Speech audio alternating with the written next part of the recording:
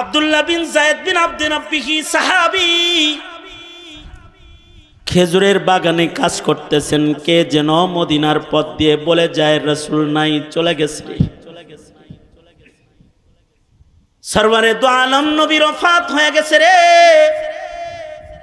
খবরটা শোনার সাথে সাথে আব্দুল্লাহ বিন যায়েদ বিন আব্দে রাব্বি খেজুরের বাগানে আল্লাহ পাককে ডেকে বলে, ওগো আল্লাহ, আমার এই চোখ দুইটা, যে চোখ দিয়া পৃথিবীর সবচেয়ে দামি নিয়ামত মুহাম্মাদুর রাসূলুল্লাহ সাল্লাল্লাহু আলাইহি ওয়াসাল্লামকে আমি দেখি, ওগো আল্লাহ, এই চোখ দিয়া যেহেতু আমার সরকার, আমার সরদার মুহাম্মাদুর রাসূলুল্লাহ সাল্লাল্লাহু আলাইহি ওয়াসাল্লামকে দেখা যাবে না, ওগো আল্লাহ, এ চোখ আমি তোমার কাছে আর চাই না, এটা লয়ে যাও গা।